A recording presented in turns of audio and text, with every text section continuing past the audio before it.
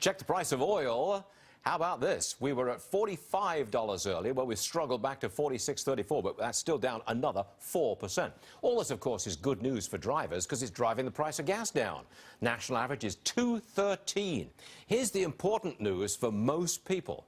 18 states are now members of the $1 club. That means in those 18 states on that map, the average price for a gallon of a regular within those states is less than $2.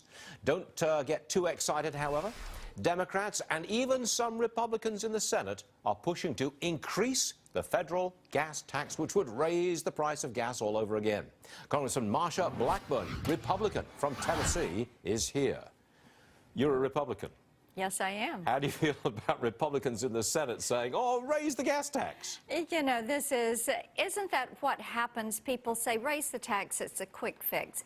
That's the wrong step to take. What you need to do is get in here, let the price of gas come down, for goodness sakes, not put a gas tax on, but look at the structure of the Highway Trust Fund and deal with that. Get to the root cause of the problems and stop this business of saying, well, let's just add another tax. Taxes never go away. Well, they say they want more money for the Highway Trust Fund. Their own Melissa Francis, who's going to do a special on this at 2 o'clock on this network today, she says, look, they've been spending it in Kansas, the Highway Trust Fund money, on Medicaid, for heaven's sake, on bike paths, on transportation museums. About 30% of that Highway Trust Fund ends up going into all of these enhancements, as they're called, whether it's bike paths or jogging paths or passive parks or whatever. And it is time for the Highway Trust Fund to be utilized for exactly what it is to be utilized for, which is the highways. Yeah, but you know what happens. A congressman says, you know,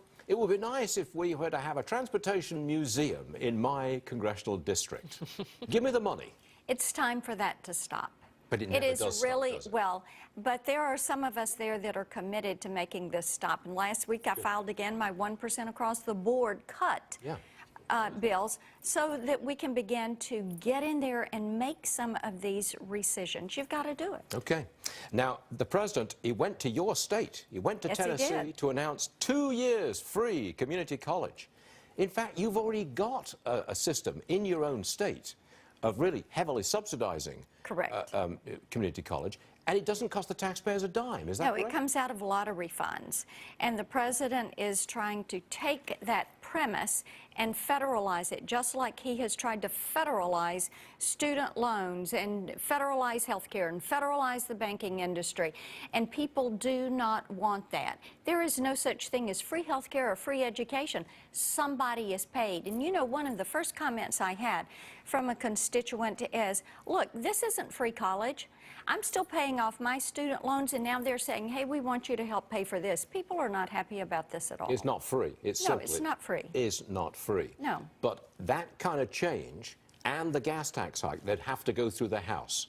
And I think you're here today to tell us neither of them is going to get through the House. But they do have to go through the House. Yes, it would have to go through the House. And you're not going to let it happen.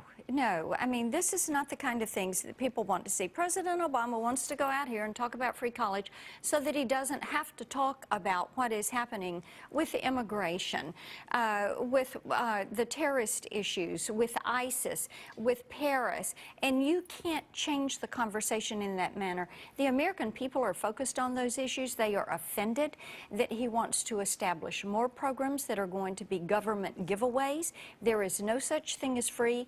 We are $18 trillion in debt, and people have about had it, so have I. Well, he's buying the youth vote, or trying to. Congressman, that's how you like to be referred to, Congressman. Congress Marsha. Congressman, I'll do that. Congress Marsha. Thanks so much for joining us as usual. Yes, Thank you. Thanks, Liz.